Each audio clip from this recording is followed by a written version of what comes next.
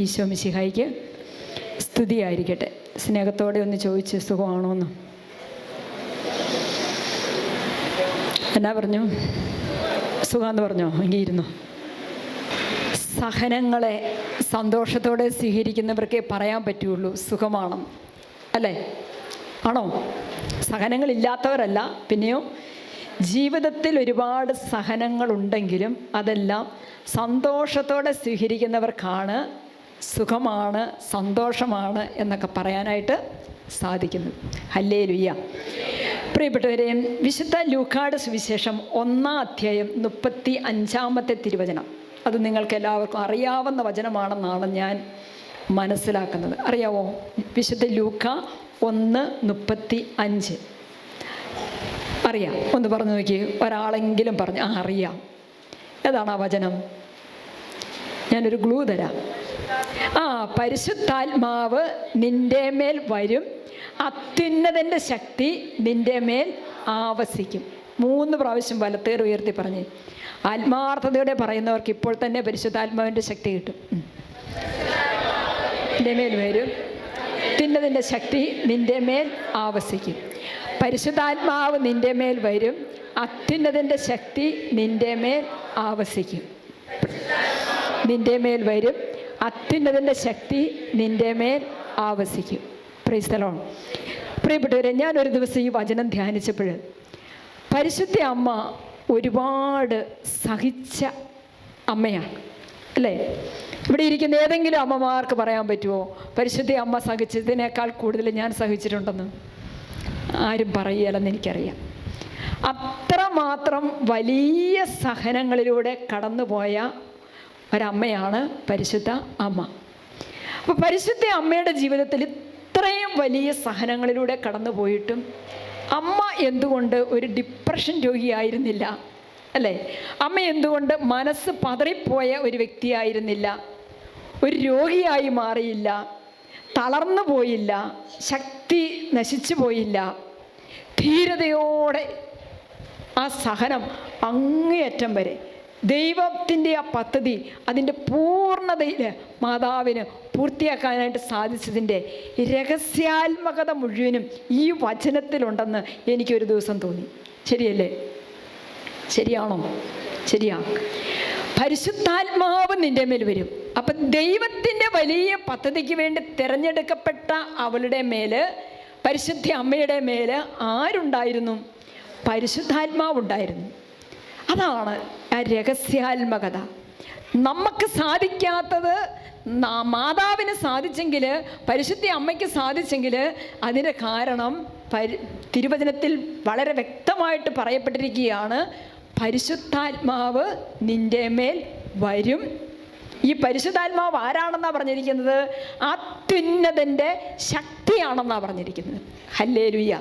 ഈ അത്യുന്നതൻ്റെ ശക്തി, ഈ പരിശുദ്ധാത്മാവ് നിറയുന്നവരാണ്, പരിശുദ്ധാത്മാവിനെ സ്വീകരിക്കുന്നവരാണ് സഹനത്തിൻ്റെ നിമിഷങ്ങളിൽ, വേദനയുടെ നിമിഷങ്ങളിൽ, നൊമ്പരങ്ങളുടെ നിമിഷങ്ങളിൽ അടിപതറിപ്പോകാതെ ധീരതയോടെ നിലകൊള്ളുന്നത്.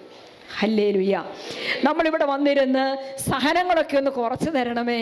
അച്ഛൻ, നമ്മുടെ സിബിനച്ഛൻ പറഞ്ഞതുപോലെ കുരിശിൻ്റെ നീളമൊന്ന് അതൊന്ന് കുറച്ച് തരണേ, കുറച്ചൊന്ന് കണ്ടിച്ച് കളഞ്ഞേരെ, അത്രയും നീളം വേണ്ട എന്നൊക്കെ പറഞ്ഞ് സഹനങ്ങൾ കുറഞ്ഞു കിട്ടാൻ വേണ്ടി പ്രാർത്ഥിക്കുന്നവരുണ്ട്. നമ്മളും പ്രാർത്ഥിച്ചിട്ടുണ്ട്.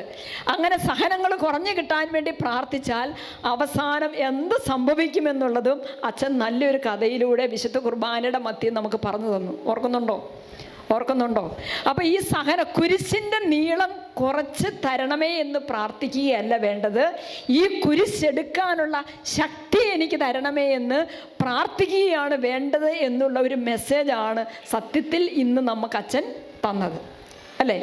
അപ്പം അങ്ങനെ സഹനത്തെ നമ്മൾ പരിശുദ്ധാത്മാവിൻ്റെ അഭിഷേകത്തിലായിരുന്നു കൊണ്ട് സ്വീകരിക്കുമ്പോഴാണ് സഹനം നമ്മളെ ശരിക്കും വലിയൊരു അഭിഷേകത്തിലേക്ക് നയിക്കുന്നത്. ഹല്ലേലൂയ. ഇവിടെ കണ്ടോ, വചനം പറയുകയാണ്, വിശുദ്ധ ലൂക്കായുടെ സുവിശേഷം 4:14. ഞാൻ ഒന്ന് വായിക്കാം, പിന്നെ നിങ്ങളും കൂടെ ഒരുമിച്ച് പറയണം. വിശുദ്ധ ലൂക്കായുടെ സുവിശേഷം 4:14 ഇപ്രകാരം പറയുന്നു: യേശു ആത്മാവിൻ്റെ ശക്തിയോടുകൂടെ ഗലീലയിലേക്ക് മടങ്ങിപ്പോയി, അവൻ്റെ കീർത്തി സമീപ പ്രദേശങ്ങളിലെങ്ങും വ്യാപിച്ചു. 3 പ്രാവശ്യം വചനം പറയാം. ആത്മാവിൻ്റെ ശക്തിയോടെ. അതുകൊണ്ട് പരിശുദ്ധ അമ്മയുടെ മേൽ പരിശുദ്ധാത്മാവിൻ്റെ ശക്തി വന്നു. അതേ ആത്മാവിൻ്റെ ശക്തിയാൽ ആരും നിറഞ്ഞിരിക്കുവാണ്? ഈശോയും നിറഞ്ഞിരിക്കുവാണ്. ഹല്ലേലൂയ. യേശു ആത്മാവിൻ്റെ ശക്തിയോടുകൂടെ. അപ്പോൾ എവിടെയായിരുന്നു അതിനു മുമ്പ്? ഉപവാസത്തിലും പ്രാർത്ഥനയിലുമൊക്കെ ആയിരുന്നു. മരുഭൂമിയിൽ ഉപവാസത്തിലും പ്രാർത്ഥനയിലുമായിരുന്നു യേശു. അതിനുശേഷം യേശുവിൻ്റെ പ്രേക്ഷിത രംഗത്തേക്ക്, പ്രവർത്തന രംഗത്തേക്ക് ഇറങ്ങി വരുന്നത് എങ്ങനെയാണെന്ന വചനം പറയുന്നത്? ആത്മാവിൻ്റെ ശക്തിയോടെ. ഹല്ലേലൂയ.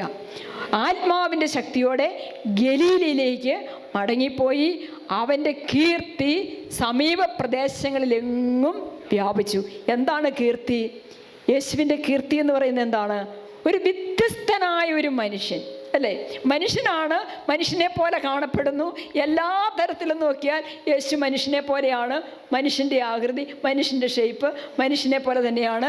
പക്ഷേ അവൻ്റെ കീർത്തി ലോകമെങ്ങും വ്യാപിച്ചത്, സമീപ പ്രദേശങ്ങളിലെല്ലാം വ്യാപിച്ചത് മനുഷ്യനാണെങ്കിലും ഒരു സാധാരണ മനുഷ്യനല്ലാതെ ഒരു അസാധാരണ മനുഷ്യനായിട്ട് ഈശോ മാറി.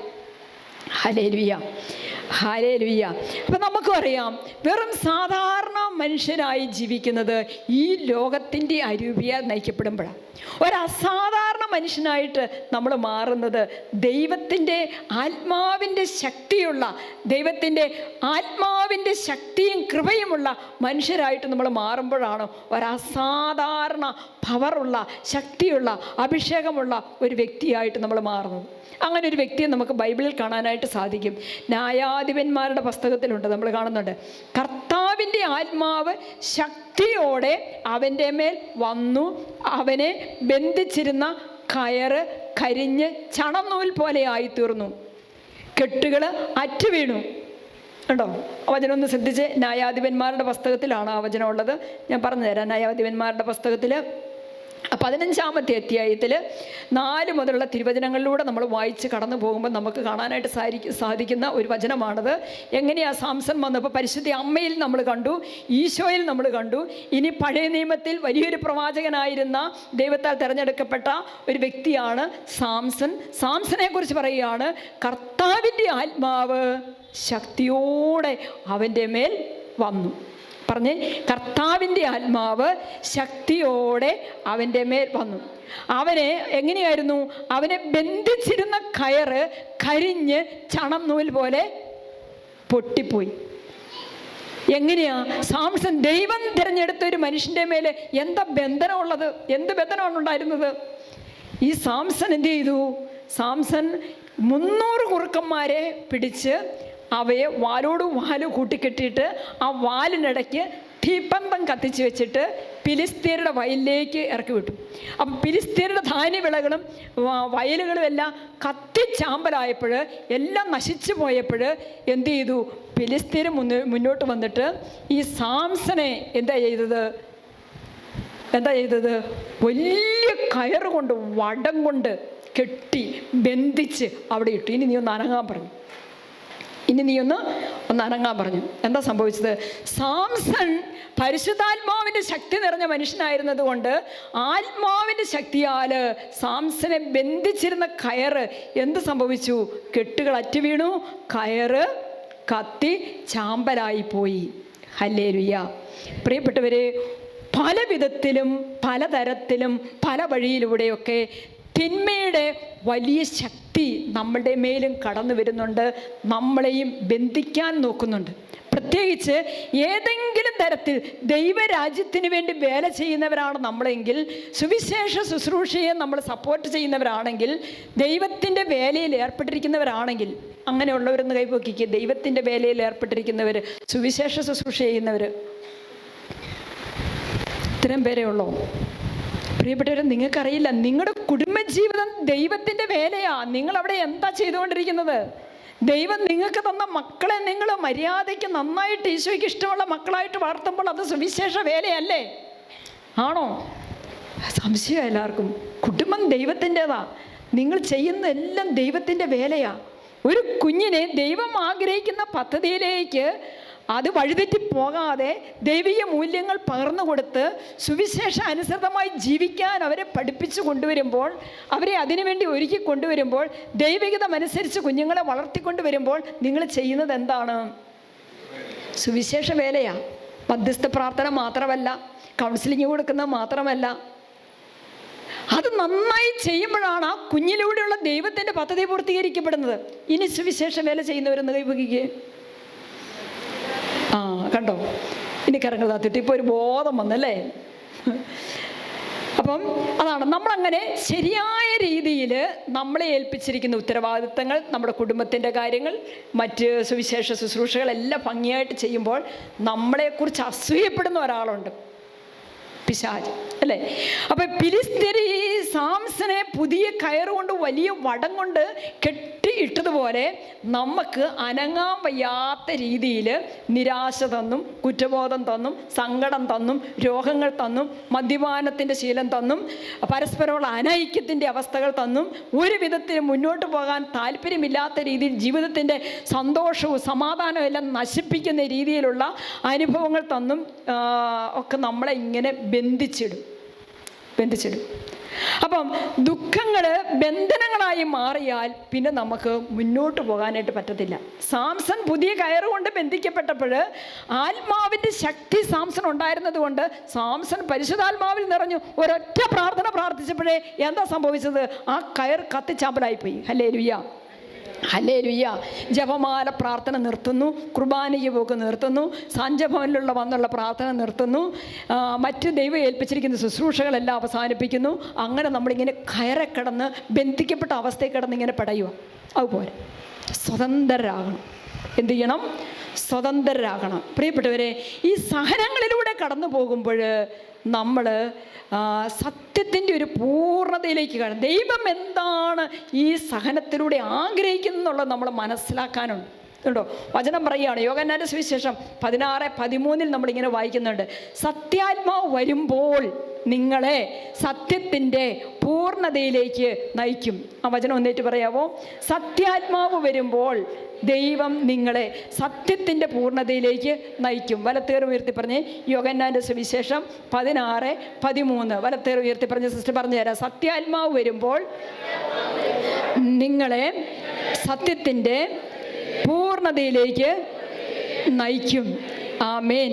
ഒന്നും കൂടെ പറഞ്ഞ്, സത്യാത്മാവ് വരുമ്പോൾ നിങ്ങളെ സത്യത്തിൻ്റെ പൂർണ്ണതയിലേക്ക് നയിക്കും.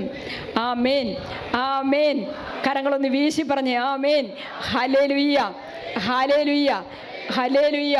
അതായത് പ്രിയപ്പെട്ടവരെ, ഈ സഹനത്തിൻ്റെയും വേദനയുടെയും തിരസ്കരണത്തിൻ്റെയും നൊമ്പരങ്ങളുടെയും അനുഭവത്തിലൂടെ കടന്നു പോകുമ്പോൾ ചിലപ്പോഴെങ്കിലുമൊക്കെ നമുക്ക് ശരിയായ രീതിയിൽ അതിനെ മനസ്സിലാക്കാൻ പറ്റത്തില്ല, ശരിയായ തീരുമാനങ്ങൾ എടുക്കാൻ പറ്റത്തില്ല. അവിടെയാണ് നമ്മൾ വഴിതെറ്റുന്നത്. അപ്പം ശരിയായ കാര്യങ്ങൾ മനസ്സിലാക്കാൻ പറ്റും. എന്തുകൊണ്ടാണ് എനിക്ക് ഈ സഹനം, എന്തുകൊണ്ടാണ് എനിക്ക് ഈ രോഗം? ഇന്ന് രാവിലെ തന്നെ ഒരു സഹോദരൻ എന്നോട് പറഞ്ഞു, എൻ്റെ കൊച്ചു പ്രായത്തിൽ തന്നെ ഞാൻ രോഗിയായി, ഇപ്പോഴും ഞാൻ രോഗാവസ്ഥയിലൂടെ പോകുവാണ്. അപ്പോൾ ഡോക്ടർമാരുടെയൊക്കെ നിർദ്ദേശപ്രകാരം, അവരുടെയൊക്കെ കണ്ടെത്തലും പ്രകാരം എൻ്റെ രോഗത്തിന് ഒരിക്കലും ഒരു പൂർണ്ണമായിട്ടുള്ളൊരു രോഗശാന്തിയില്ല, സൗഖ്യം പ്രാപിക്കലില്ല. ഇത്ര വർഷം കഴിയുമ്പോഴത്തേന് ഈ രോഗം ഇന്ന അവസ്ഥയിലെത്തും, നിങ്ങൾ നിത്യമായിട്ടൊരു കട്ടിലിൽ കിടന്ന് ഒരു രോഗിയായി മാറും എന്ന് പറഞ്ഞു. അങ്ങനെ ഡോക്ടേഴ്സ് പറഞ്ഞിരിക്കുന്ന കാര്യം ആ വ്യക്തിയുടെ മനസ്സിലിങ്ങനെ കൊണ്ടു നടക്കുവാണ്. അതിനപ്പുറത്ത് ദൈവം എന്താണ് ആഗ്രഹിക്കുന്നത്? ദൈവത്തിൻ്റെ പദ്ധതി എന്താണ്? എനിക്ക് ഈ രോഗം തന്നപ്പോൾ ഈ രോഗത്തിലൂടെയുള്ള, അല്ലെങ്കിൽ എൻ്റെ പ്രിയപ്പെട്ടവരുടെ ചില നിത്യമായ രോഗത്തിലൂടെയുള്ള, ചില നിത്യമായ തകർച്ചയിലൂടെയുള്ള, ചില വേദനിപ്പിക്കുന്ന സംഭവങ്ങളിലൂടെ ദൈവം എന്താണ് ആഗ്രഹിക്കുന്നത്? ദൈവം എന്തും മനസ്സിലാക്കാനാണ് നമ്മളോട് ആവശ്യപ്പെടുന്നത്. അതാണ് സത്യത്തിൻ്റെ പൂർണ്ണതയിലേക്ക് വരിക. വഴിതെറ്റരുത്, വഴിതെറ്റരുത്. അപ്പോൾ സഹനങ്ങൾ വരുമ്പോൾ അദ്ദേഹം പറയുകയാണ്, എനിക്കിങ്ങനെ ജീവിക്കുന്ന എന്തിനാണെന്ന് തോന്നിയിട്ടുണ്ട്. ഈ ജീവിതത്തിന് ഒരർത്ഥവുമില്ലല്ലോ, ദൈവം എന്നെ സ്നേഹിക്കുന്നില്ലല്ലോ. ദൈവം എന്നെ സ്നേഹിക്കുന്നുണ്ടെങ്കിൽ എന്തിനാ ഇത്ര ചെറുപ്പത്തിൽ എനിക്ക് ഈ രോഗം തന്നത്? അതാണ് സംശയങ്ങളും സ്വയം കുറ്റപ്പെടുത്തലുകളും ദൈവത്തെ കുറ്റപ്പെടുത്തുന്ന അവസ്ഥയും മറ്റു പലതരത്തിലുള്ള ആശങ്കകളും ആകുലതകളും കടന്നു വരുമ്പോൾ നമ്മളെ നയിക്കുന്ന ഒരു സത്യത്തിൻ്റെ ആത്മാവ് വേണം. സത്യത്തിൻ്റെ ആത്മാവിന് മാത്രമേ നമ്മളെ എന്ത് ചെയ്യാൻ പറ്റുള്ളൂ? സത്യത്തിൻ്റെ പൂർണ്ണതയിലേക്ക് ദൈവം ആഗ്രഹിക്കുന്ന പോലെ നടക്കട്ടെ. ദൈവം എന്നതാണ് ആഗ്രഹിക്കുന്നത് ഇത് നമുക്ക് മനസ്സിലാക്കാനായിട്ട് സാധിക്കുകയുള്ളൂ. Price the Lord. ഹല്ലേലൂയ. അല്ലെങ്കിൽ പ്രിയപ്പെട്ടവരെ, നമ്മൾ നിരാശപ്പെട്ടു പോകും. നമ്മളെ നിരാശപ്പെടുത്തുക എന്നുള്ളത് സാത്താൻ്റെ വലിയൊരു പദ്ധതിയാണ്. നമ്മളെ പ്രത്യാശയിലേക്ക് നയിക്കുക എന്നുള്ളത് പരിശുദ്ധാത്മാവിൻ്റെ വലിയൊരു ദൗത്യമാണ്. ഹല്ലേലൂയ. അതുകൊണ്ടാണ് പരിശുദ്ധ അമ്മ അത്യുന്നതൻ്റെ ശക്തി കൊണ്ട് നിറഞ്ഞതുപോലെ യേശു പരിശുദ്ധാത്മാവിൻ്റെ ശക്തിയാൽ ഗലീലയിലേക്ക് മടങ്ങിപ്പോയതുപോലെ സാംസൺ ദൈവത്തിൻ്റെ ആത്മാവിൻ്റെ ശക്തിയാൽ തൻ്റെ പ്രവൃത്തികൾ ഏറ്റവും ശക്തിയുക്തം ചെയ്തതുപോലെ ഇന്ന് ഈ കാലഘട്ടത്തിൽ എന്നെയും നിങ്ങളെയും ഏൽപ്പിച്ചിരിക്കുന്ന ഉത്തരവാദിത്തങ്ങൾ ഭംഗിയായിട്ട് ദൈവം ആഗ്രഹിക്കുന്നത് പോലെ നിർവഹിക്കണമെങ്കിൽ നിരന്തരമായിട്ട് ഈ ആത്മാവിൻ്റെ അഭിഷേകത്തിന് വേണ്ടിയിട്ടുള്ള ഒരു പ്രാർത്ഥന നമുക്കുണ്ടാകണം. ഹല്ലേലൂയ. നമ്മുടെ ഈ കൂട്ടായ്മയുടെയൊക്കെ ലക്ഷ്യം മറ്റൊന്നുമല്ല. നിങ്ങളുടെ സഹനങ്ങളെല്ലാം എടുത്തു മാറ്റാവുന്നോ, നിങ്ങളുടെ രോഗങ്ങളെല്ലാം എടുത്തു മാറ്റാവുന്നോ ഇവിടെ ആരും പ്രസംഗിക്കുന്നില്ല. ഉണ്ടോ? നിങ്ങൾക്കിനി ഓരോ ബുധനാഴ്ചയും ഈ കരുണയുടെ ആലയത്തിൽ വന്നിട്ട് പോകുമ്പോൾ ഇനി നിങ്ങൾക്കൊരു സഹനം ഉണ്ടാകത്തില്ല എന്ന് ആരെങ്കിലും നിങ്ങളോട് പറഞ്ഞു വിടുന്നുണ്ടോ? ഇല്ല. പക്ഷേ ഒരു കാര്യം കൗൺസിലിങ്ങിലൂടെയും ഇവിടെ പങ്കുവെക്കപ്പെടുന്ന വചനത്തിലൂടെയും നമ്മൾ പങ്കെടുക്കുന്ന ശുശ്രൂഷയിലൂടെയെല്ലാം നിങ്ങളുടെ മനസ്സിൽ ഒരു വലിയ അനുഭവം തരുന്നുണ്ട്, വലിയ ബോധ്യങ്ങൾ തരുന്നുണ്ട്. ഒരു സത്യത്തിൻ്റെ പൂർണ്ണതയിലേക്ക് നമ്മളെ ദൈവത്തിൻ്റെ ആത്മാവിലൂടെ നയിക്കപ്പെടുന്നുണ്ട്. ഇതൊന്നും സാരമില്ല, ഇതൊക്കെ ദൈവം ഏറ്റെടുത്തുകൊള്ളും, ഇതൊന്നും പ്രശ്നമല്ല. വലിയ പ്രശ്നമെന്ന് കരുതുന്ന കാര്യങ്ങളൊക്കെ ദൈവത്തിൻ്റെ കരങ്ങളിലേക്ക് കൊടുത്തു കഴിയുമ്പോൾ, ദൈവത്തിന് സമർപ്പിച്ച് കഴിയുമ്പോൾ ഇതൊന്നും ഒരു പ്രശ്നവുമല്ല എന്ന് നമ്മുടെയൊക്കെ ഉള്ളിലൊരു ബോധ്യത്തോടു കൂടിയാണ് നമ്മൾ പോകുന്നത്. അല്ലേ? ആണോ? വലത്തുകർ ഉയർത്തി എന്ന് പറഞ്ഞേ ആണോ? അതെ. ചിലപ്പോൾ ഈ സഹനങ്ങളിൽ നമ്മൾ വഴിതെറ്റാം. അതുകൊണ്ടാണ് ഈശോ പറയാണ്, യേശു തിരിഞ്ഞ് പത്രോസിനോട് പറഞ്ഞു, സാത്താനേ. എങ്ങനെയാണ് ഈശോ വിളിക്കുന്നത്? പത്രോസിനെ, ഈശോ തിരഞ്ഞെടുത്ത തൻ്റെ പ്രിയപ്പെട്ട ശിഷ്യനെ ഈശോ വിളിക്കുവാണ്. എങ്ങനെയാണ് വിളിച്ചത്? സാത്താനെ. എപ്പോഴാണ് വിളിച്ചത്? പത്രോസിനെ സാത്താനെ എന്ന് വിളിച്ചത് എപ്പോഴാണ്? ഈശോയുടെ ജീവിതത്തിൽ വരാൻ പോകുന്ന പീഡാസഹനങ്ങളെക്കുറിച്ച് ഈശോ ജെറുസലേമിലേക്ക് പോകാൻ പോവുകയാണ്. പീഡാസഹനങ്ങൾ വരുന്നു, കുരിശുമരണം വരുന്നു, ഇങ്ങനെയുള്ള കാര്യങ്ങൾ ഈശോയുടെ ജീവിതത്തിൽ ഇനി സംഭവിക്കാൻ പോകുന്ന കാര്യങ്ങളെക്കുറിച്ച് ഈശോ പങ്കുവെക്കുമ്പോഴാണ് പത്രോസ് പറയുന്നത്, എന്താ പറഞ്ഞത്? എൻ്റെ പൊന്നു കർത്താവേ, ഇതൊന്നും സംഭവിക്കരുത്. ഈ പത്രോസ് പറഞ്ഞ പോലെ നമ്മളും നമ്മുടെ ജീവിതത്തിലെ എത്രയെത്ര അനുഭവങ്ങളെ നോക്കി, എത്രയെത്ര സംഭവങ്ങളെ നോക്കി, എത്രയെത്ര സംഭവിക്കാൻ സാധ്യതയുള്ള കാര്യങ്ങളെ നോക്കി ഈ പത്രോസ് പറഞ്ഞ അതേ വാക്യങ്ങൾ പറയുന്നില്ലേ? മകൻ്റെ ജോലി പോകരുത്, അല്ലേ? മകൻ തോറ്റു പോകരുത്. അങ്ങനെ ചില കാര്യങ്ങൾ നമ്മൾ വളരെ കൃത്യമായിട്ട് ദൈവത്തിന് നിർദ്ദേശം കൊടുക്കുന്നുണ്ട്. പത്രോസ് കൊടുത്തതുപോലെ ചില കാര്യങ്ങൾ വളരെ കൃത്യമായിട്ട് നമ്മൾ ദൈവത്തിന് ഇങ്ങനെ നിർദ്ദേശങ്ങൾ കൊടുത്തുകൊണ്ടിരിക്കുക. അതങ്ങനെ സംഭവിക്കരുത്, ഇതിങ്ങനെ സംഭവിക്കരുത്, ഇതിങ്ങനെ സംഭവിച്ചാലേ ഒക്കൂ, ദൈവത്തിന് അറിയത്തില്ലെങ്കിൽ ദൈവം ഇതൊന്ന് മനസ്സിലാക്കിക്കോ, ഇതിങ്ങനെ തന്നെ ഒന്ന് ഒത്താലേ ശരിയാവുള്ളൂ, അവിടെ തന്നെ ജോലി കിട്ടണം, ഈ കല്യാണം തന്നെ നടക്കണം, ഈ വീട് തന്നെ പണിയണം, ഈ സ്ഥലം തന്നെ വിൽക്കണം, എല്ലാ നിർദ്ദേശങ്ങളും നമ്മൾ അങ്ങോട്ട് വെച്ച് കൊടുക്കുക. അതാണ് നമ്മൾ സത്യത്തിൽ നിന്ന് വ്യതിചലിക്കുക. ഇതൊന്നും ദൈവത്തിന് അറിയത്തില്ലേ? നമ്മുടെ ചില പ്രാർത്ഥനയൊക്കെ നമ്മൾ അങ്ങനെയല്ലേ? ഇതൊന്നും ദൈവത്തിന് അറിയത്തില്ലേ? യേശു തിരിഞ്ഞു നോക്കി വെച്ച് പറഞ്ഞേ, ഈശോ പത്രോസിനോട് പറഞ്ഞത് എന്താ? സാത്താനെ, നീ എൻ്റെ മുമ്പിൽ നിന്ന് പോകുക. എന്നിട്ട് അതിൻ്റെ കൂടത്തിൽ ഈശോ ഒരു സെൻറ്റൻസും കൂടെ പറഞ്ഞു. എന്താ പറഞ്ഞത്? നിന്റെ ചിന്ത മാനുഷികമാണ്, ദൈവികമല്ല. അതാ നമ്മുടെ പ്രശ്നം. നമ്മളൊക്കെ മനസ്സിൽ കൊണ്ടു നടക്കുന്ന ചിന്തകൾ ദൈവിക ചിന്തകളല്ല, മറിച്ച് വെറും മാനുഷികമായ ചിന്തകളും മാനുഷികമായ കണക്കൂട്ടലുകളുമായിട്ടാണ് നമ്മൾ മുന്നോട്ട് പോയിക്കൊണ്ടിരിക്കുന്നത്. വിശുദ്ധ മത്തായിയുടെ സുവിശേഷം 16 അധ്യായം 23-24 എന്നിട്ട് ഈശോ പറയുകയാണ്, യേശു ഉടനെ അതിൻ്റെ ശിഷ്യന്മാരുടെ നേരെ നോക്കി അവരോട് പറഞ്ഞു, ആരെങ്കിലും എന്നെ അനുഗമിക്കാൻ ആഗ്രഹിക്കുന്നെങ്കിൽ അവൻ സ്വയം പരിത്യജിച്ച് തൻ്റെ കുരിശുമെടുത്ത് എൻ്റെ പിന്നാലെ വരട്ടെ. ആരെങ്കിലും എന്നെ അനുഗമിക്കാൻ, യേശുവിനെ അനുഗമിക്കാൻ ആഗ്രഹിക്കുന്നുണ്ടെങ്കിൽ, യേശുവിനെ സ്നേഹിക്കാൻ ആഗ്രഹിക്കുന്നുണ്ടെങ്കിൽ, യേശുവിനെ ശിഷ്യത്വം ആഗ്രഹിക്കുന്നുണ്ടെങ്കിൽ അവർക്ക് ഒരൊറ്റ വഴിയേ ഉള്ളൂ എന്നാണ് കർത്താവ് പറഞ്ഞിരിക്കുന്നത്. ആ വഴി ഏതാ? അത് യേശു തരുന്ന കുരിശെടുക്കുക. ആ കുരിശിൻ്റെ നീളം കൂട്ടുകയോ കുറയ്ക്കുകയോ ഒന്നും വേണ്ട. തരുന്നത് പോലെ തമ്പുരാൻ അതെങ്ങനെയാണോ എനിക്ക് തരുന്നത് അതുപോലെ തന്നെ അത് വഹിക്കുക. ഹല്ലേലൂയ. ഉറക്കെ പറഞ്ഞേ ഹല്ലേലൂയ. ഉറക്കെ പറഞ്ഞേ ഹല്ലേലൂയ. ഹല്ലേലൂയ. ഇതുണ്ടോ സാംസന്റെ ജീവിതത്തിൽ സംഭവിക്കുന്നതുണ്ടോ? കർത്താവിൻ്റെ ആത്മാവ് ശക്തിയോടെ അവൻ്റെ മേൽ വന്നു. അവനെ ബന്ധിച്ചിരുന്ന കയറ് കരിഞ്ഞ് ചണനൂല് പോലെയായി, കെട്ടുകളെല്ലാം അറ്റു വീണുപോയി. അത് കഴിഞ്ഞ് ആത്മാവിൻ്റെ ശക്തി കൊണ്ട് നിറഞ്ഞു നിൽക്കുന്ന ആ സാംസൺ എന്ത് ചെയ്തു? തൊട്ടടുത്തേക്ക് നോക്കുമ്പോൾ കാണുവാണ് ഒരു ചത്തിട്ട് കിടക്കുന്ന ഒരു കഴുതയുടെ താടിയൽ. ആ കഴുതയുടെ താടിയിൽ ഇങ്ങ് വലിച്ചൂരിയെടുത്തിട്ട്, കഴുത തന്നെ എത്രയോ നിസ്സാരമായ ബസ്, അതിൻ്റെ ഒരു താടിയിൽ ഇങ്ങോട്ട് വലിച്ചൂരിയെടുത്തിട്ട് എന്ത് ചെയ്തു? 1000ങ്ങളെയും 10,000ങ്ങളെയും കൊന്നടക്കി.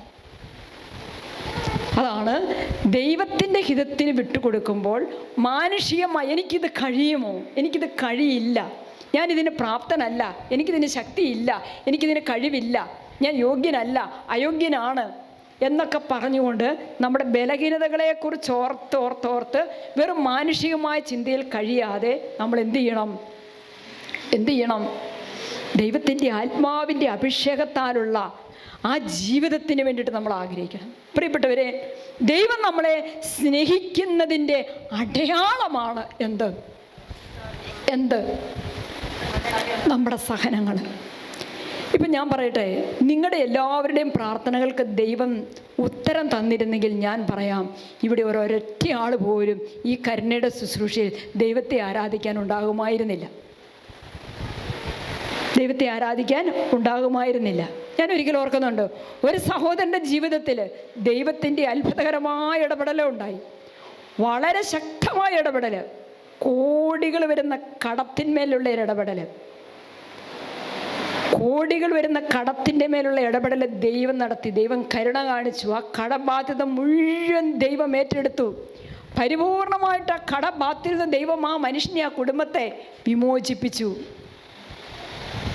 അതനുഭവിച്ച വ്യക്തി പിന്നീട് ഒരിക്കൽ പോലും, പ്രിയപ്പെട്ടവരെ, ദൈവാരാധനയ്ക്ക് വന്നിട്ടില്ല. അതേസമയം ആ ഒരു അനുഗ്രഹം അദ്ദേഹത്തിന് കിട്ടാതെ പോയിരുന്നെങ്കിൽ ചിലപ്പോൾ കുറച്ചു കാലം കൂടെ അദ്ദേഹം അവിടെ ഇരുന്ന് കരഞ്ഞ് പ്രാർത്ഥിച്ചേനെ.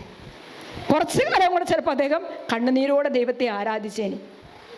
അപ്പം ഒന്ന് ഓർത്ത് നോക്കിയേ, നമുക്ക് നമ്മുടെ പ്രശ്നങ്ങൾ തീരുമ്പോഴല്ല, സഹനങ്ങളില്ലാത്തപ്പോഴല്ല നമ്മൾ ദൈവത്തെ ആരാധിക്കുന്നത്, ദൈവത്തെ സ്നേഹിക്കുന്നത്. ശരിയല്ലേ? ചങ്കുപൊട്ടി കരഞ്ഞുകൊണ്ട് കണ്ണുനീര് വാർത്ത് തമ്പുരാനെ ഒന്ന് ആരാധിക്കുന്നത് എപ്പോഴാണ്? ഉള്ളിൽ തീക്കനലുകൾ, വേദനകളുടെ തീക്കനലുകൾ, സങ്കടങ്ങളുടെ തീക്കനലുകൾ ഉള്ളപ്പോഴല്ലേ? അല്ലേ? അപ്പം നമ്മുടെയൊക്കെ ഉള്ളിലെ തീക്കനൽ ഇങ്ങനെ കർത്താവ് ഊതി കത്തിച്ചുകൊണ്ടിരിക്കുവാണെന്ന് തോന്നി. ഇതേണ്ടോ ജെറമ്യാ പ്രവാചകന്റെ പുസ്തകത്തിൽ നമ്മളിങ്ങനെ കാണുന്നുണ്ട്. ജെറമ്യാ പ്രവാചകൻ പറയുകയാണ്, അവിടുത്തെ പറ്റി ഞാൻ ചിന്തിക്കുകയില്ല, അവിടുത്തെ നാമത്തിൽ മേലിൽ ഞാൻ സംസാരിക്കുകയില്ല എന്ന് ഞാൻ പറഞ്ഞു. ആരാ പറഞ്ഞത്? ജെറമ്യാ പറയുവാണ്. ജെറമ്യാ അങ്ങനെ പറയാൻ കാരണം എന്താ? ജെറമ്യാ ദൈവത്താൽ പ്രത്യേകം ബാലനായിരിക്കുമ്പോൾ തന്നെ ദൈവത്തിൻ്റെ പ്രത്യേകമായ ദൗത്യത്തിന് വേണ്ടി തിരഞ്ഞെടുക്കപ്പെട്ട വ്യക്തിയാണ്. അപ്പം ദൈവത്തേൽപ്പിച്ച ദൗത്യങ്ങൾ നിർവഹിക്കാൻ വേണ്ടിയിട്ട് ഇറങ്ങിത്തിരിക്കുമ്പോൾ ജെറമ്യാ പ്രവാചകന് അനുഭവിക്കേണ്ടി വരുന്ന ഒരുപാട് വേദനകൾ, നൊമ്പരങ്ങൾ, സങ്കടങ്ങൾ, ഇത് അനുഭവിച്ചുകൊണ്ടിരിക്കുമ്പോഴാണ്, ഈ വേദനകളിലൂടെ കടന്നു പോകുമ്പോഴാണ് ജെറമ്യാ പ്രവാചകൻ പറയുന്നത്, ഇനി മതി, ഇനി മേലിൽ ഞാൻ ഈ ദൈവത്തെക്കുറിച്ച് സംസാരിക്കുകയില്ല, ഈ ദൈവത്തെക്കുറിച്ച് ഞാൻ സംസാരിക്കാൻ എനിക്കിഷ്ടമില്ല, എനിക്ക് പറയാൻ പറ്റത്തില്ല, ഈ പ്രവാചക ദൗത്യം ഞാൻ മടുത്തു, ഞാൻ ചൊല്ലിടുന്നു. എന്നാൽ ഈ പ്രവാചകൻ തന്നെ പറയുകയാണ്, എത്ര ശ്രമിച്ചിട്ടും അടക്കാൻ പറ്റാത്ത ഒരഗ്നി എൻ്റെ ഉള്ളിൻ്റെ ഉള്ളിൽ കത്തിക്കൊണ്ടിരിക്കുന്നു. എനിക്ക് ദൈവത്തെക്കുറിച്ച് പറയാതിരിക്കാൻ വയ്യ, എനിക്ക് ദൈവവേല ചെയ്യാതിരിക്കാൻ പറ്റത്തില്ല, എൻ്റെ പ്രവാചക ദൗത്യം എനിക്ക് നിർവഹിക്കാതിരിക്കാൻ പറ്റത്തില്ല. കാരണം എന്നെ എപ്പോഴും അതിനു വേണ്ടി ശക്തിപ്പെടുത്തുന്ന ഒരഗ്നി. ആ അഗ്നി എന്താണ്? പരിശുദ്ധാത്മാ അഭിഷേകത്തിൻ്റെ ശക്തിയാണ്. പരിശുദ്ധാത്മാവിൻ്റെ അഭിഷേകത്തിൻ്റെ ശക്തിയാണ്. ഹല്ലേലൂയ. അപ്പം പ്രിയപ്പെട്ടവരെ, ദൈവം ഏൽപ്പിച്ചിരിക്കുന്ന ഉത്തരവാദിത്തങ്ങൾ നിർവഹിക്കാൻ വേണ്ടിയിട്ട് നമ്മൾ ശ്രമിക്കുമ്പോൾ, നമ്മൾ മുന്നോട്ട് പോകുമ്പോൾ ഒരുപാട് സഹനങ്ങൾ പല വഴിക്കൂടെ വരും, പലതരത്തിലൂടെ വരും. എന്നാൽ എൻ്റെ ഹൃദയത്തെ ദഹിപ്പിക്കുന്ന അഗ്നി എൻ്റെ അസ്ഥിക്കുള്ളിൽ അടച്ചിട്ടിരിക്കുന്ന പോലെ എനിക്ക് അനുഭവപ്പെട്ടു. അതിനെ അടക്കാൻ ശ്രമിച്ച് ഞാൻ തളർന്നു, എനിക്ക് സാധിക്കുന്നില്ല. ജെറമ്യ 20:9. ദൈവമാണ് നമ്മളെ ഈ ദൗത്യം ഏൽപ്പിക്കുന്നെങ്കിൽ, ഉത്തരവാദിത്തം ഏൽപ്പിക്കുന്നെങ്കിൽ, ഈ ഒരു കുടുംബത്തെ ഏൽപ്പിച്ചിരിക്കുന്നെങ്കിൽ, ജീവിത പങ്കാളിയെ ഏൽപ്പിച്ചിരിക്കുന്നെങ്കിൽ, മക്കളെ ഏൽപ്പിച്ചിരിക്കുന്നെങ്കിൽ അതിനുള്ള ശക്തിയും ആര് തരും? ആര് തരും? ദൈവം തരും. ദൈവം തരും. ഉണ്ട്. ഈ ജനത്തിൻ്റെ വിലാപം ദേശത്തെങ്ങും മാറ്റിക്കൊള്ളുന്നത് നിങ്ങൾ കേൾക്കുന്നില്ലേ? കർത്താവ് സിയോനിൽ ഇല്ലേ? അവളുടെ രാജാവ് അവളുടെ മധ്യ ഇല്ലേ? അവർ തങ്ങളുടെ കൊത്തുരൂപങ്ങൾ കൊണ്ടും അന്യദേവന്മാരെ കൊണ്ടും എന്തിനാണ് എന്നെ കുപിതനാക്കുന്നത്? എൻ്റെ ശിരസ് ഒരു കണ്ണീർ തടാകവും എൻ്റെ കണ്ണുകൾ അശ്രുധാരയും ആയിരുന്നെങ്കിൽ എൻ്റെ ജനത്തിൻ്റെ പുത്രിയുടെ നിഹതന്മാരെ ഓർത്ത് ഞാൻ രാപകൽ കരയുമായിരുന്നു. പ്രവാചകൻ പറയാണ്, ഞാൻ പിറന്ന ദിവസം ശപിക്കപ്പെട്ടതാകട്ടെ, എൻ്റെ അമ്മ എന്നെ പ്രസവിച്ച ദിവസം അനുഗ്രഹിക്കപ്പെടാതിരിക്കട്ടെ, എൻ്റെ പിതാവിൻ്റെ അടുക്കൽ ചെന്ന് എനിക്കൊരു പുത്രൻ ജനിച്ചിരിക്കുന്നു എന്ന വാർത്ത അറിയിച്ച് അവനെ സന്തോഷിപ്പിച്ചവൻ ശപിക്കപ്പെട്ടവനാകട്ടെ. ജെറമ്യ 14:15. ഉണ്ടോ? അത്രമാത്രം സ്വന്തം ജനനത്തെ പോലും തള്ളിപ്പറയുക. ഇങ്ങനൊരു കുട്ടി ജനിച്ച ദിവസം പോലും ശപിക്കപ്പെടട്ടെ എന്ന് പറഞ്ഞാണ് ജെറമ്യ പ്രവാചകൻ നിലവിളിച്ച് ദൈവത്തിന് മുമ്പിൽ കരഞ്ഞു പ്രാർത്ഥിക്കുന്നത്. അപ്പോൾ പ്രിയപ്പെട്ടവരെ, ഇതുണ്ടോ? മനുഷ്യപുത്ര, നീ അവരെയോ അവരുടെ വാക്കുകളെയോ ഭയപ്പെടേണ്ട. മുള്ളുകളും മുൾച്ചെടികളും നിന്നോടൊപ്പം ഉണ്ടായേക്കാം, തേളുകളുടെ മേൽ നിനക്ക് നടക്കേണ്ടി വരാം. എന്നാൽ നീ അവരുടെ വാക്ക് കേട്ട് ഭയപ്പെടുകയോ നോട്ടം കണ്ട് പരിഭ്രമിക്കുകയോ വേണ്ട. കാരണം അവർ ധിക്കാരികളുടെ ഭവനമാണ്. എസെക്കിയേൽ 2:6. അപ്പം സഹനം ഉറപ്പാണ്. ദൈവം ഏൽപ്പിച്ച ദൗത്യവുമായി നമ്മൾ മുന്നോട്ട് പോകുമ്പോൾ നമ്മുടെ ജീവിതത്തിൽ പ്രശ്നങ്ങളും സഹനങ്ങളും പ്രതിസന്ധികളും ഉറപ്പാണ്. പതറിപ്പോകാതിരിക്കാൻ, ശക്തി പ്രാപിച്ചുകൊണ്ടിരിക്കാൻ നമ്മൾ എന്ത് ചെയ്യണമെന്നാണ് ഇന്ന് നമുക്ക് തരുന്ന സന്ദേശം. എന്താണ്? ആത്മാവിൻ്റെ ശക്തിയാൽ നിറയുക. ഹല്ലേലൂയ. നിങ്ങൾക്ക് നിരാശ വരുമ്പോൾ, ഡിപ്രഷൻ വരുമ്പോൾ, ഭയപ്പെട്ടു പോകുമ്പോൾ നിങ്ങൾ ഓർക്കുക, എന്തു കുറഞ്ഞു പോയിരിക്കുന്നു? ആത്മീയ ശക്തി കുറഞ്ഞു പോയിരിക്കുന്നു, ആത്മാവിൻ്റെ കൃപ കുറഞ്ഞു പോയിരിക്കുന്നു. അതിന് നമ്മൾ ഒന്നിച്ച് പ്രാർത്ഥിച്ചേ പറ്റൂ. അതാണ് നമ്മുടെ ഈ കൂട്ടായ്മയുടെ ലക്ഷ്യം. ശക്തിപ്പെട്ടു പോകുക, ധൈര്യപ്പെട്ടു പോകുക. ഞാൻ ഒറ്റയ്ക്കല്ല, എനിക്ക് വേണ്ടി പ്രാർത്ഥിക്കുന്നവരുണ്ട്. ഞാനും ഒത്തിരി പേർക്ക് വേണ്ടി പ്രാർത്ഥിക്കുന്നുണ്ട്. ആ പ്രാർത്ഥന നമ്മളെ പരസ്പരം ശക്തിപ്പെടുത്തും. യേശയ്യാ പ്രവാചകൻ്റെ പുസ്തകം 43:2 നമ്മളിങ്ങനെ വായിക്കുകയാണ്. 43:2 സമുദ്രത്തിലൂടെ കടന്നു പോകുമ്പോൾ ഞാൻ നിന്നോട് കൂടെ ഉണ്ടായിരിക്കും. സമുദ്രത്തിലൂടെ കടന്നു പോകാൻ എളുപ്പമാണോ? അല്ല.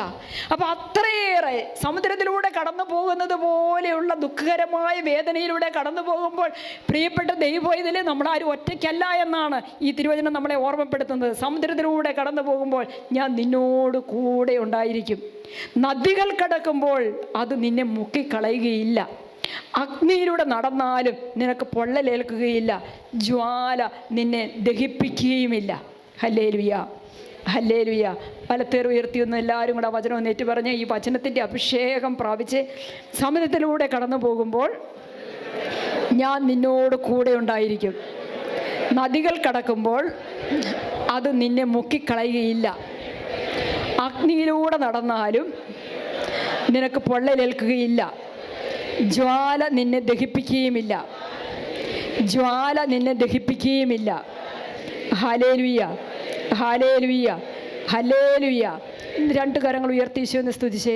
ദൈവം എന്ത് വലിയ സംരക്ഷണമാണ്. ഒരു ദൈവ പൈതല് വേദനിക്കുമ്പോൾ, സങ്കടപ്പെടുമ്പോൾ, നൊമ്പരപ്പെടുമ്പോൾ, നിലവിളിക്കുമ്പോൾ, രോഗിയായിരിക്കുമ്പോൾ, ആരുമില്ലാത്ത അവസ്ഥയിലൂടെ കടന്നു പോകുമ്പോൾ, ഒറ്റപ്പെട്ടെന്ന് തോന്നുമ്പോൾ, കുറ്റപ്പെടുത്തപ്പെടുമ്പോൾ, ഏകാന്തത അനുഭവിക്കുമ്പോൾ, രോഗപീഠകൾ അനുഭവിക്കുമ്പോൾ എത്രമാത്രം വലിയ സംരക്ഷണമാണ് തമ്പുരാൻ തരുന്നത്. എത്രമാത്രം വലിയ സംരക്ഷണമാണ് തരുന്നത്. സഹനങ്ങളുടെ തീജ്വാല നിന്നെ തൊടുകയില്ല. സമുദ്രത്തിലൂടെ കടന്നുപോയാലും നീ ഒറ്റയ്ക്കായിരിക്കുകയില്ല. നിന്റെ ദൈവം നിന്റെ കൂടെ ഉണ്ടെന്ന്. നദികൾ കടക്കുമ്പോൾ നിന്റെ കൈപിടിച്ച് കടത്താൻ ദൈവം നിന്റെ കൂടെ ഉണ്ടെന്ന് ദൈവം നമുക്ക് ഉറപ്പ് തരിക. പ്രിയപ്പെട്ടവരെ, hallelujah, hallelujah, hallelujah, hallelujah, hallelujah, hallelujah. വീണ്ടും വചനം നമുക്കൊന്ന് കേൾക്കാം. നിങ്ങളുടെ തലയിലെ ഓരോ മുടി ഇഴ പോലും എണ്ണപ്പെട്ടിരിക്കുന്നു. പറഞ്ഞേ, നിങ്ങളുടെ തലയിലെ ഓരോ മുടിയിഴ പോലും എണ്ണപ്പെട്ടിരിക്കുന്നു. അതിനാൽ ഭയപ്പെടേണ്ട. പറഞ്ഞേ, അതിനാൽ ഭയപ്പെടേണ്ട. നിങ്ങൾ അനേകം കുരുവികളേക്കാൾ, പറഞ്ഞേ, അതിനാൽ നിങ്ങൾ അനേകം കുരുവികളേക്കാൾ വിലയുള്ളവരാണ്.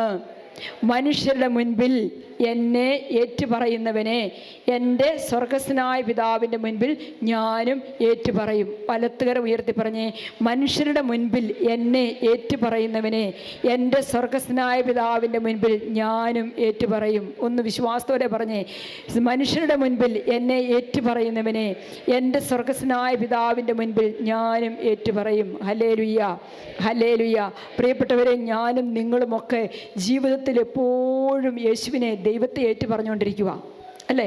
നമ്മളിങ്ങനെ പ്രാർത്ഥിക്കാൻ വരുമ്പോഴും ഇങ്ങനെ ശുശ്രൂഷ നയിക്കുമ്പോഴും ഇത് സ്വീകരിക്കാൻ നിങ്ങൾ തയ്യാറായി കടന്നു വരുമ്പോഴും അറിയത്തില്ലാത്തവരെയൊക്കെ കൂട്ടിക്കൊണ്ട് വരുമ്പോഴും നമ്മുടെ പരിചയത്തിലുള്ളവരോടൊക്കെ നമ്മൾ ഈ കാര്യം പറയുമ്പോഴും നമ്മൾ ആർക്കാ സാക്ഷ്യം കൊടുക്കുന്നത്? ആരെയെ ഏറ്റുപറയുന്നത്? ആരെ ഏറ്റുപറയുന്നത്? ഈശോയെ ഏറ്റുപറയുക. അതുകൊണ്ട് ഈ വചനം നമ്മൾ അന്വർത്ഥമാക്കുകയും, ആ വചനം ഒന്നും കൂടെ പറഞ്ഞേ, മനുഷ്യരുടെ മുൻപിൽ എന്നെ ഏറ്റുപറയുന്നവനെ എൻ്റെ സ്വർഗസ്ഥനായ പിതാവിൻ്റെ മുൻപിൽ ഞാനും ഏറ്റുപറയും. അപ്പം നമ്മുടെയൊക്കെ കാര്യം ആരാ പിതാവിൻ്റെ മുമ്പിൽ എപ്പോഴും ഏറ്റുപറഞ്ഞുകൊണ്ടിരിക്കുന്നത്? ഈശോ. നമ്മുടെ പേര് പറഞ്ഞ് ഈശോ നിരന്തരം പിതാവിൻ്റെ മുൻപിൽ നമ്മളെ ഏറ്റുപറഞ്ഞുകൊണ്ടിരിക്കുക, നമുക്ക് വേണ്ടി മധ്യസ്ഥം വഹിച്ചുകൊണ്ടിരിക്കുക. കാരണം ഈ ഭൂമിയിൽ നമ്മളാണ് ഈശോയെ ഏറ്റുപറയുന്നത്. ഹല്ലേലൂയ. അതിനു വേണ്ടിയിട്ട് ഒത്തിരി സഹനം നമ്മൾ എടുക്കുക. ഇന്ന് തന്നെ നിങ്ങൾ ഇങ്ങോട്ടൊക്കെ വരുമ്പോൾ നിങ്ങൾ ഓർത്ത് നോക്കി, പെട്ടെന്നൊന്നും അങ്ങനെ ഇറങ്ങിപ്പോരാൻ പറ്റിയല്ല വീട്ടിൽ നിന്ന്. എന്തെല്ലാം പ്രതിസന്ധികളെയും പ്രശ്നങ്ങളെയും തരണം ചെയ്തിട്ടാണ് ഇങ്ങനൊന്ന് പോരുന്നത്, അല്ലേ? ആണോ? ഈ ഒരു സമയം ഇവിടെ ചെലവഴിക്കാൻ വേണ്ടി നിങ്ങളുടെ ജോലികളും കാര്യങ്ങളും ഒക്കെ എത്രയോ നേരത്തെ നിങ്ങൾ ചെയ്തിട്ടുണ്ട്. നിങ്ങൾ ഇതിനു വേണ്ടി ഒരുങ്ങുന്നതും നിങ്ങളിവിടെ വരുന്നതും അതിനുവേണ്ടി ത്യാഗമെടുക്കുന്നതും നമ്മളിവിടെ ഈ ശുശ്രൂഷ നടത്താൻ വേണ്ടിയിട്ട് ഒരുപാട് വേദനകൾ അനുഭവിക്കേണ്ടി വരുന്നതും എല്ലാം ഒരൊറ്റ ഉദ്ദേശമാണ്, എൻ്റെ ദൈവത്തെ എനിക്ക് ഏറ്റുപറയണം, എൻ്റെ ദൈവത്തെ എനിക്ക് സാക്ഷ്യപ്പെടുത്തണം. ഹല്ലേലൂയ. ഉറക്കെ പറഞ്ഞേ, ഹല്ലേലൂയ, ഹല്ലേലൂയ. കൂടെ ഒരു വചനം പറയാണ്, മനുഷ്യരുടെ മുൻപിൽ എന്നെ തള്ളിപ്പറയുന്നവനെ എൻ്റെ സ്വർഗസ്വനായ പിതാവിൻ്റെ മുൻപിൽ ഞാനും തള്ളിപ്പറയും. ഈ രണ്ട് വചനവും നമ്മൾ കേൾക്കണം.